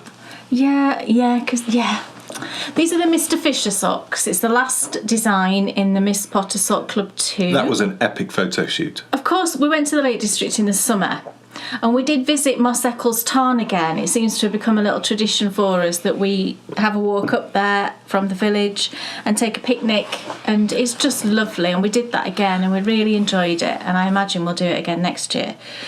But I'd only got one sock finished at the time. I hadn't finished both of the socks, but we still took that one sock, and you did take me some photos. Yes. Of the one sock, and I used... Do you recall what happened? What happened? You said a number of times, don't drop that in the lake. I know, he was like balancing it on reeds over the lake, and I'm like, oh my goodness, I can't look. But it was all fine. But what we did actually when these were finished is we went to the sheep wash, didn't we, to take photos, because we needed somewhere that looked, watery. I just thought that was the perfect place, and it was. And we found this lovely sort of stream that runs through the woods there, and it was just perfect for the photos, wasn't it? So that was all great. But yes, these are the Mr. Fisher socks. I'll show you kind of up close. So they've got, I'll just hold one up. You can see there's two. And whilst these are part of the collection's available as separate patterns, is it? Yes, all of the patterns. I'm going to show you the other two in a second, but I've released all these individually now. So you can purchase them on Ravelry and on Lovecraft. Hey, that's exciting. Yeah, as individual patterns. And if you purchase them on Ravelry, then at the moment and up until the 22nd of December, you get a 15% discount. It's part of our autumn Equisocks knit along that's ongoing at the moment. All of my sock patterns are currently 15% off, and that's just an automatic discount. It just applies at checkout. So this is Mr. Fisher. Oh, it's so sweet. It's a combination of little garter ridges, and then it's like a left and a right cross to produce these kind of little froggy footprints, I sort of called them. And I spent ages getting these identical. Traditionally, a left and a right cross. The way all of the ways. A right cross, is it the right cross that's the simpler? I can't remember which way round, but one of them's much easier than the other. One of them's a bit more involved. The one that's a bit more involved, I tried a few different methods and it wasn't looking symmetrical, and it was driving me mad. So I spent ages researching different ways of doing that other cross. And I found a method that is a bit more involved. It's not difficult, it's just a little bit more involved, but it produces a stitch that's absolutely symmetrical to the other cross. So if I hold it close, can you see how those crosses just look the same, but obviously in opposite directions? I was so pleased with that. I was so pleased. And I've actually put in a video tutorial in the pattern, because it's described in writing, and actually when I got these test knit, my tester didn't have the video.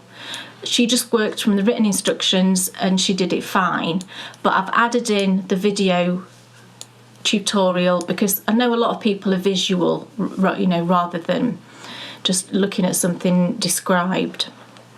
So I added that in as well, so you don't need to worry. It's dead easy.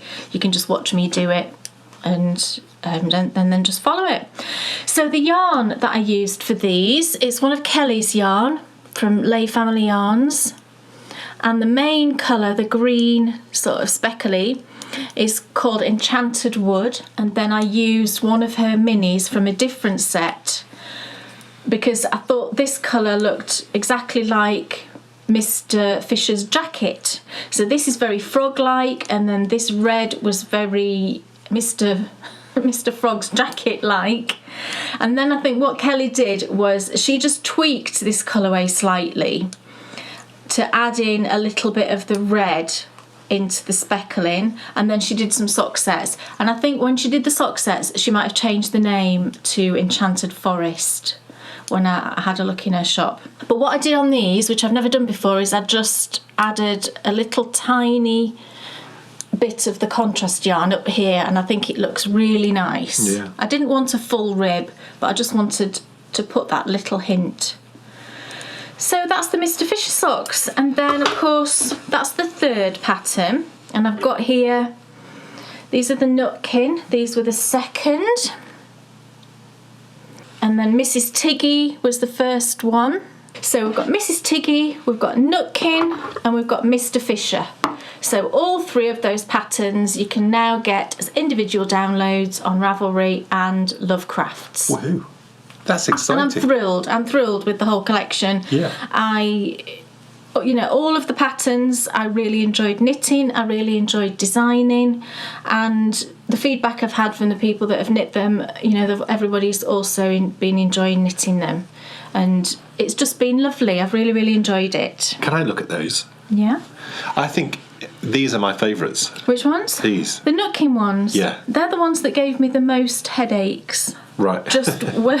Just working out the different sizes and getting the pattern to flow into the rib and all that. But it is lovely. It's gorgeous. It's lovely. Really pretty. I think, it depends very much on... I think socks can be a statement. And if I was... Well, these are something you could wear under your walking shoes or, everyday socks. These I would wear if I was going out. Oh, right. They're posh socks, are they? Do you know what I mean? Okay. Do you know what I mean, though? Yeah, they're a bit more elegant, I think. Yeah, and, I think that's just amazing. I think that's I think there's also something to be said for the fact that it's not a speckly yarn. It's like a... Yeah. Not, it's a semi-solid. Yeah. Because I think that can look very classic, can't it? Yeah. Having that sort of more solid yarn. The thing is that, I mean, those I are love those. just great. The Mr. Fisher ones, I absolutely love knitting these. And actually, this was the first design I came up with. And that, for me, is a unisex, full-on It's very unisex. Yeah, the other two are more on the feminine side, but the Mr. Fisher are definitely unisex. In these colours too, Yeah. would be very unisex. Yeah. I'm sort of disappointed that these They won't fit you because you would have them. Yeah, I know. The thing is, though, you can never really knit my size socks as pattern socks because they're just ginormous, first of Yeah, all. it's not but also, they'd be hanging off the blocker, so they just wouldn't photograph even well. if I got a bigger size blocker, they'd hang off the ends of the blocker, so it's just not practical. I mean, They are really, lovely. it's gorgeous. Like I say, I loved knitting the Mr. Fisher socks. There was something about the rhythm of the stitch pattern. It was very addictive. I wanted to sort of do another repeat and another repeat. It was lovely. And the yarn, I loved knitting with the yarn. It was really pretty. This looks like leading edge knitting. Leading edge. What does that mean? What I was talking about earlier. So this looks like I'd be on the edge of my abilities. Oh, right, okay. This looks more like I'm middle of the mountain. Yeah, I would say. Yeah. I mean, they're all an intermediate knit, I would say. Right, even there. Yeah, there's nothing complicated in those. That's quite cool then. That you've Yeah. created a design which looks... You see, I think that It just... people would look at that and go, ooh. Yeah, it just needs... It draws the eye. You have to pay attention a bit more Right, there you with the go. knocking socks, but there's nothing difficult in them. But then none of my patterns are difficult, really. I never want to produce a pattern that's fiddly or tricky or any of those things. I've never looked at a project before that's reminded me so much of a place as much as these. Yeah, because I didn't say really what the pattern represents, but the little cross stitches are Mr. Fisher's little frog prints, and he's jumping in the story. If you've read the story, he's on the pond doing some fishing, and I just imagined him sort of jumping around on his little lily pad kind of boat thing, and producing little ripples all on the pond, which are the little garter ridges. So that's where the inspiration came from. Whilst I'm very fearful of frogs, I do think they're cute I know, and fun. what is it about frogs? I don't really like frogs being in the wild kind of thing. No, I don't know what it is, really. No, that sounds wrong. We have no issues with frogs. No. I think they're great, and I'd love to see them. And they eat all the flies and the bugs and everything, don't they? Which is amazing. I love to see them, in the water. I just would never want to away touch from one. me. Yes. I don't want to encounter one and have to sort of move it physically. But I suppose that whole kissing the frog to turn into a prince would never have come about if it wasn't a bit weird to get close to a frog. Because I think that's the point, isn't it? You've got to kiss that frog and it'll turn into a handsome prince. My goodness. What an epic story. Who came up with that? That wasn't Hans Andersen, was it? Well, I don't know. Is it the Frog Prince? I'm interested now. Anyway. I don't know. Folks, it's time for us to find out if I got the question right. Is it royalty? Let's go back to Knit or Forfeit and find out.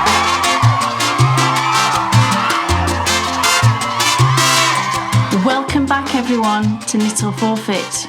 Now, we left you with the question: knitting first appeared in England during the 13th century.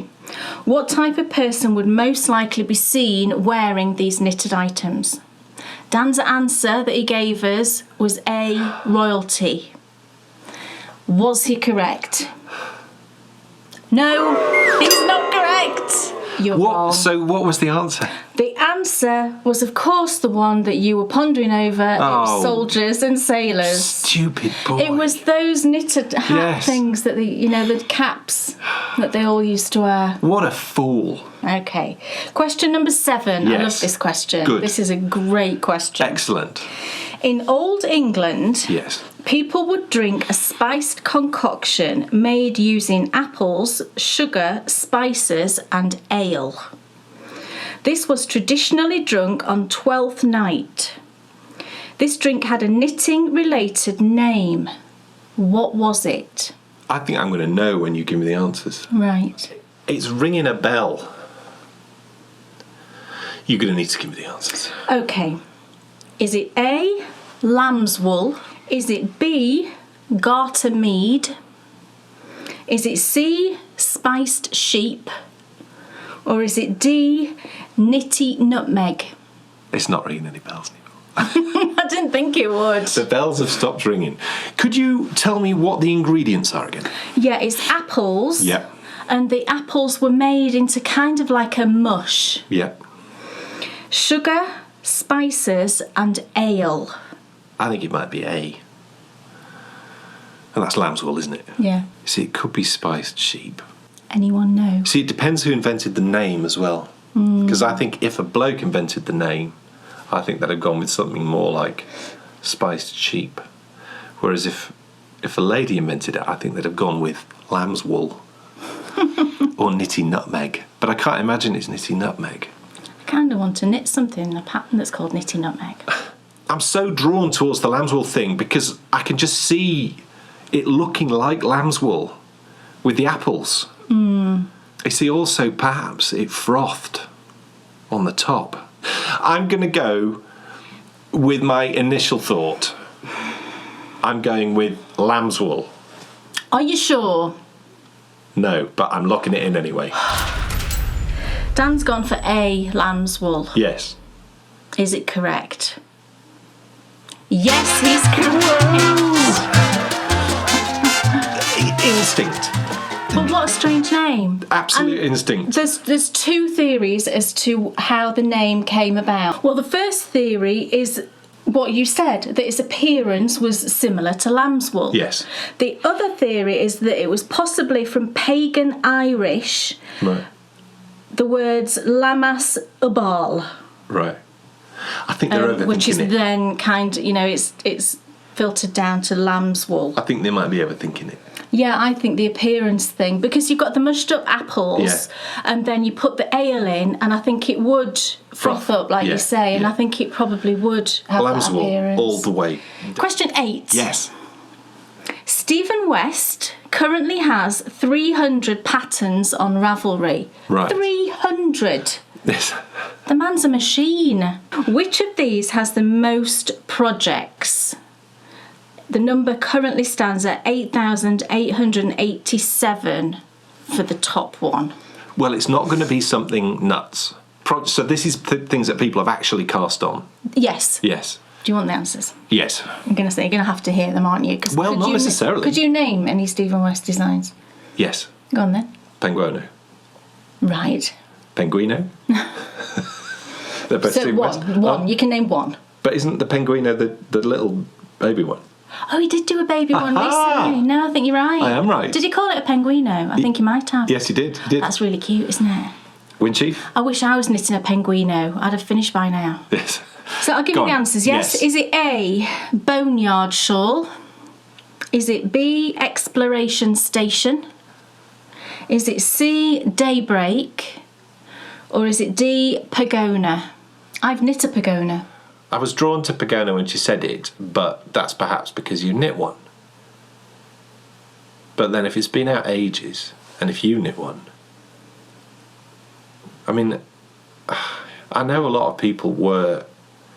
The exploration station was, like, huge. I mean, the only one I haven't heard of is the third one. Daybreak. Yeah. So I'm going to guess B. Exploration station. Yeah. Final answer? Yeah. Is he right? No, he's not. And what you needed to do is think about this question in terms of which patterns are always most popular of a designer, usually. It's free ones. Exactly. The thing is, though, I didn't know which ones of those were. Yeah, but you would have known Exploration Station wasn't free. That's true. Was it Pagona? No, Oh, thank it was goodness. actually the boneyard shawl, Okay. which is a very simple triangular shaped shawl with just garter ridges Right. every so often. Right. Looks like bone, spine yeah. on the thing, but it's a free Goodness. pattern. Right. So that's why it's so popular. And Rubbish. It's one of his older designs. So I think when he first started designing, he was much more more conventional. Yeah. He's way not conventional now. No. I mean, I don't know even how his brain works, to be honest. It's An artist absolutely with yarn. absolutely. Next. Okay, let's move on swiftly. Yes. Question 9. Yes. If I asked you to knit the Fern Grotto pattern, Yeah. What type of stitch pattern would that be? I don't know. Okay, so shall I give you the options? Yes. Is it A, cables? Is it B, lace? Is it C, brioche? Or is it D, colourwork? Fern grotto. I would guess, and I'm not guessing yet.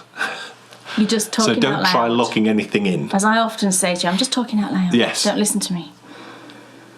So you would think, looking at ferns, you see, I would think it would have to have something to do with lace. Because they sort of, you know, when you're looking at it's holy. So it can't be brioche because that's too, you know, it's squidgy and dense. It's got to be lace, hasn't it? Because when you look at it, it looks lacy, doesn't it? Well, I don't know. I never looked at it. I'm gonna go lace. Lace. Yes, B, lace. Final answer. Yes, locked in. Is he right? Oh my goodness, he's right. Yes. Oh my goodness, relieved for you. Well done. Yes, it's like a sort of beautiful leafy lace. You know, it's really, really pretty. I want to see it now. I'll show it to you later. Lovely. Look, we're moving now. We're on question 10. So hopefully that sets me up for a positive end. Come on. I hope so. Yes. I think you'll get this one. Okay. I think you'll get it. The word felting probably makes you think of craft sessions at primary school. Not at my primary school. But what does it refer to in knitting? Well, when you stick something in the dryer. When you stick something in the dryer. It's when you wash something. You washed that hat and it turned into a bowl. I don't know. Give me the answers. Is it A? Yes. Adding a fabric backing to a knitted item? Is it B? Sewing knitted squares into unique shapes? Is it C? Cutting your knitting to produce a flat piece of fabric? Or is it D? Washing your knitted piece in a special way to produce a more solid fabric? There you go. D. D. Yes. Washing your knitted piece in a special way to produce a more solid fabric. Yes! Thank goodness he's correct. Of course it is. Come on! We've all felted something, haven't we? So, folks, at the end of the round, nearly, I have 6 out of 9. Because, of course, I pushed the button, I asked the audience on the I-chord question, and now it's time for us to go back to that. So please, Kay, remind us of what the question was. So the question was, an I-chord is a tube of knitting that has many uses. What does the I stand for? So I've posted a picture of myself on Ask the Audience, and Kaznitz, in her wisdom, has chosen not to answer the question, but to swoon, go ooh, and say, you do scrub up well. What you don't know is that he's just got jeans on down here. But actually, that look is, I do like the kind of jeans and jacket look. Right. Do you know when you see men who've got a really nice jacket on, but then they've got jeans on? Yeah. I really like that. I like those, tweed? Oh yeah, Country. You should totally get Harry's tweed jacket. They cost a fortune. But you see... But they last a lifetime. No, let me tell you. You'd look great in a Harry's tweed jacket. But you need a waistcoat underneath. Well, you kind of do, but then you see, you'd look silly wearing it anywhere but Scotland, wouldn't you? Or on a country estate somewhere, pretending that you were Lord Grantham. Folks, so it's unanimous, and also there's been some shocked people, which I find... Saying, really? Is that the answer? Quite funny. I mean, that's just hilarious. So it looks like it was Elizabeth Zimmerman who created it. Is that right? You haven't even told me what your answer is. So I really want it to be indestructible, but sadly, I can't go with that, because unanimously the audience has gone with idiot. So I have to go with idiot. Is he correct? Is the audience correct? Yes, of course they are. Well done, everybody. Thank you so much. It was indeed named by Liz Zimmerman. Right. The late and great Liz Zimmerman. Yes. And she named it so, as you said, sarcastically. Amazing. Because it was so easy, even an idiot could do it. Amazing. Well, literal is often the way forward. I love I-chord. I've actually been doing it a little bit lately on something. That's so great. And also, that makes my score respectable. 6 feels not respectable. Yeah. 7, I'm only 2 away. Now, I was behind last time. Yes. And I went for it. We're not having any of that deja vu business. I was behind last time and I properly went for it. Don't get any ideas. In the second round. I started really going for it again. On, not hearing the answers and just... So I'm perfectly within striking distance. Ladies and gentlemen, what an end to just the most fun round. Thank you so much, That's okay. I was just double checking that your score was correct. Yes, that is the end of the round and we hear a sound like this. But... there's still time for you to win something. Now, last time we gave you help, we gave you clues, and this time we're not going to do that, but just use your heads. Honestly, folks, just think about the clues we gave you last time. Ladies and gentlemen, you want to know what your question is. Yes. For you to win your next amazing, totally different to this time, mystery prize, which it will work exactly the same as last time. So you can go and comment on the Ravelry thread. Yeah. Or if you don't use Ravelry, if you just drop onto our website, which you might be dropping on anyway, to find out the answer, hit the contact button in the top right-hand corner and send us a direct message with your answer.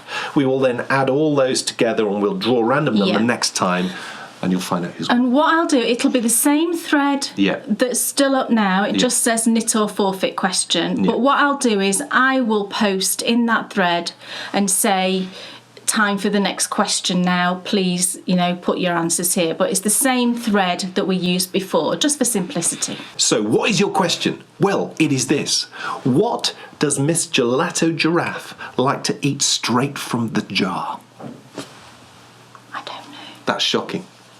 You're her mum. I know. And not even you do know, you've just forgotten. And she's not done it for a while. I've known at some point. Her muzzle gets all sticky. I've known at some point, but I don't know currently. So, folks, that is your question. What does Miss Gelato Giraffe like to eat straight from the jar? It is her favourite pastime. Oh my goodness! It's the theme tune. Thank you so much for watching this round of Knit or Forfeit. I scored the grand total of 7. That puts me 2 behind, Kay. Did very well, actually. I thought it was going to be dismal, and you did pretty well. This is a champion for us. So, folks, thank you so much for watching, and we will see you next time for more Knit or Forfeit. Bye.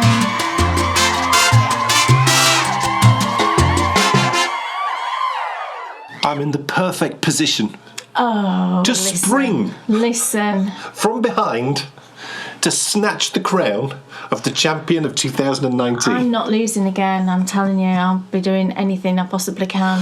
What a stupendous round. Cheating. I'm not going to cheat.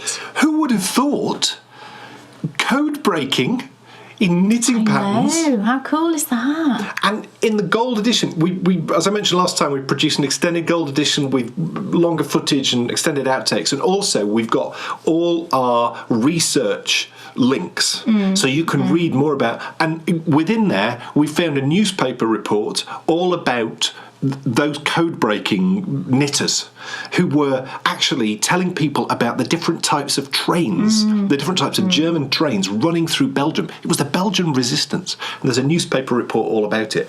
Also, I found a recipe for lamb's wool. Oh, brilliant. Yes, which is also in those notes of the gold edition. I'm not sure. It must be looks stupendous. It must be a very thick substance, do you think? I don't know.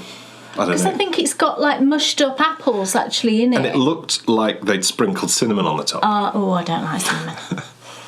And I don't drink, so I can't drink it, which is a bit of a shame. I'd try it. You'd have a little sip just to try it. Yeah, absolutely. But not with... I can't stomach cinnamon. I'd absolutely loathe it, So 7 for me. And 9 for Kay. I'm perfectly happy being 2 behind. Come on, Team K. I'd rather be 2 behind than 1 ahead, because then I'd be feeling the pressure. Listen, honestly, what he scored, he'd make up some excuse to make it look like it was all planned. Mind games, baby. Folks, it's time for us to do the Endy Bits. Endy Bits? Yes. What have you got? I've got the 2 knit-alongs, just to mention, that we've got ongoing at the moment. Yes. We've got the Autumn Equisocks knit-along, where we're just knitting knitting socks, basically, getting all those socks finished off that you might have on the needles, ready for a clean, fresh new year. So that's running until the winter solstice, which is the 21st, 22nd of December. It's in the thread, the date. And then what we will do is, once that's ended, we will draw for the prizes in the first podcast of the new year. Cool. Now, I've got 2 more prizes. Exciting. For that. And at the start of the show today, my eye was being drawn by that, because that was around. Oh, have you got one? Are you using one? I've got one. That's what it was. I've got one. My eye was totally being drawn by this lovely bear. Oh, look at these bags. Look at that bear. Is that not the most adorably cute little bear? And the background is like a pinky peach colour. It's gorgeous, and it's got this lovely brown linen-y bottom. These, of course, have been made by my lovely Sasha. She saw the autumn Equisocks knit along and said, "Oh, I've got to make you some bags, some autumny bags for prizes." I said, "Well, you don't have to. You do so much for us." And she's like, No, I need to." So I helped her choose the lining fabric. And we went for this lovely floral. Can you see? Gorgeous. It matches perfectly. Yeah. There's a pocket in there. It's gorgeous. And I'm using one for those Peter Rabbit socks that I showed you before. And I've got 4 skeins of yarn in it, and it's just brilliant. And the fabric is like did you tell me it was like a cotton linen? It's slightly thicker than normal, but she's still put a lining in, so they're lovely and sturdy. Stand upright is brilliant. So I've got 2 of those as prizes. So I think that's 4 prizes altogether for that knit along, because I've got some yarn of mine as well. So 4 prizes that will be drawn in the new year. So Yarn you have dyed? Yes. Amazing. It's... Right, no, it's fine. It's up there in that basket. Yeah, I've shown you before. Sorry, I forgot. That's okay. That's as rare as hen's teeth. It is absolutely rare, definitely. So 2 gorgeous bags. Oh, I love mine. It's just so, makes me smile. Yeah. The little bear's got flowers in her hair. For Sweet goodness bear. sake. Just gorgeous. So Sasha, thank you so much for those. And I know that the winners will really appreciate it. And we are absolutely flying towards the end of the Swish and Flick, aren't we? We are, yes. That's the other thing I wanted to mention. The Swish and Flick knit along is, of course, still ongoing. We've got the last pattern coming up soon, this month.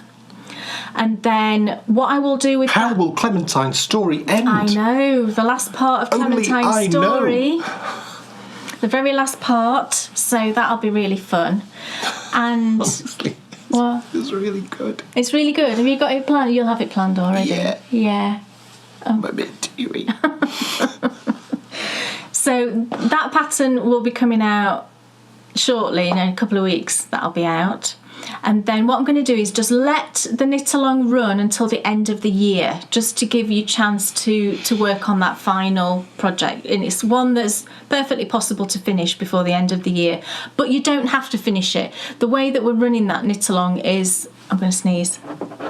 That's an interesting way to run the knit along. The way that we're running that knit along is that there's just the one thread. There's chatter in there, and also you can post photos of your in progress items, whether they're finished or whether they're not. That's the thread that I'm drawing from for all the prizes. So it's very inclusive. It's very just come and join in and have some fun.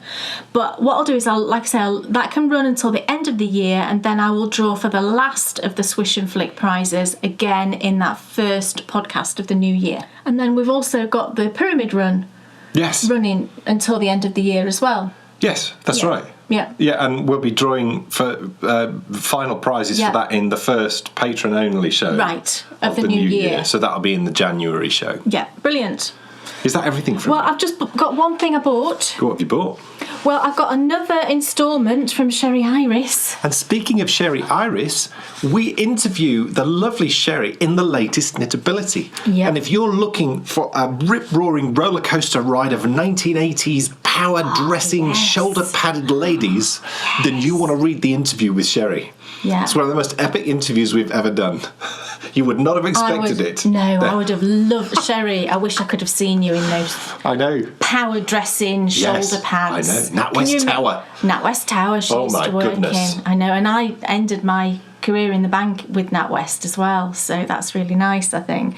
But it was a brilliant article and just beautiful photos as well. Yeah. But I got my October instalment of her Wildflowers mini club. And this is just such a treat. You know, this comes at the end of every month. I signed up for 3 months, so I'll get October, November and December. And the package comes, and I know it's from Sherry. And usually, if I'm like busy doing something, I'll save it because I don't want to rush to open it, because it's always such a joy opening a package from Sherry. They're just always so beautifully presented, and such amount of thought has gone into it. And I like to just clear a bit of space, and I like to have a cup of tea and maybe a little biscuit so that I can then open it and just enjoy it. But this is the October minis, or these are the October minis. Oh, aren't they just gorgeous? My favourite, Sherry, well, I've got 2 favourites. Do you know, I'm tempted to ask Sherry if I can have a full skein of this. I don't know what it is, but look. It's just gorgeous. And then this one as well. Oh my word, I'm so into peach right now. Look at these 2 together. Oh my goodness. I love them. They're beautiful. Sherry, I love them. And do you know what? I am absolutely going to knit these. She's probably laughing at me because I've now got, there's 3 more up there, and this is the 4th one, and I just can't knit them. I just like to have them and look at them every now and again. I'm like, oh, they're so lovely. It's like me with Lego. But you know what? I've come to the conclusion lately that sometimes I think when you've got that sort of creative mind, I certainly try and kind of force something, and it just never works, and you end up in just a complete mess. So I'm just going to let these sit happily away in my stash, and someday soon, I'm hoping, inspiration will just come to me, and I'll think that's what I'm going to do with those minis. Yeah. And when that moment arrives, it'll be such a joyous thing, because I'll know how much I'm going to enjoy knitting these. Oh, I just love them. Thank you, Sherry. Cool. And they'll join the other ones up there. Anything else? No. Cool. So we are deep into preparations now for the Bakery Bears Advent Calendar 2019, which launches on the 1st of December. Yeah. And as we get ready for that, we're also in the middle of our festive knitting period. And it's our favourite time of year because we're creating all those lovely gifts which we're going to give to friends and family. And we thought it would be really fun to revisit Case Snowfall socks. Oh, yes. So starting actually yesterday and running next week and the week after, you can join Case. She takes you through the exclusive design that you created specifically for Bakery Bear patrons. Yeah. So it's a 5-part series, start to finish. They're a really quick and easy knit up. Yeah, it's a chunky weight sock. Yeah. Yeah, knits up super quick. You can knit a pair in a day. So we've got that going on at the moment whilst we get ready for that Advent Calendar, which launches on the 1st of December. And we'll tell you more about the Advent Calendar later on in November, because it's going to be absolutely stupendous. All will be revealed in the official launch of the trailer, which will come sometime soon. Folks, thank you so much for watching. We'll be back in 2 weeks with episode 138, when it will be Kay's turn for her final round of Knittle Forfeit. We'll get to discover what her final score is. I'm going to score 20. In total? Yeah, because what if I just guess all of the answers? No, it could go cataclysmically wrong. Don't do that. But if I scored 20, you'd have no chance at all. I wouldn't have any chance, but don't do that. All right, okay. I would. It would be That's awful if it went dreadfully wrong. That's a bit Play bold, the next isn't it? round like you played the first round. Right. Because if you get 2 nines... Yes, if I got 9 again, 18, that's all right, there's a isn't it? stupendous score. Yes. Because that would mean I'm going to have to score 11. Oh, right, Yeah. okay. So if you just got 9 Well, you're again... not going to do that. Well, it's unlikely. It's unlikely. So 2 weeks we'll be back again with Kay's final round of Knittle Forfeit. But next week, as I mentioned earlier on the show, we'll be back with our next radio show. And you don't want to miss this one because it was such a... The thing that happened to us had such profound effects on both of us. I was crying like a baby. It was awful, actually. I won't say what it was. We'll tell you everything when we see you. I could see him trying to stop himself because Bryony was there in the living room, and I knew he thought Bryony would just think, what on earth is going on? Poor girl. Well, it was fine. We held it together.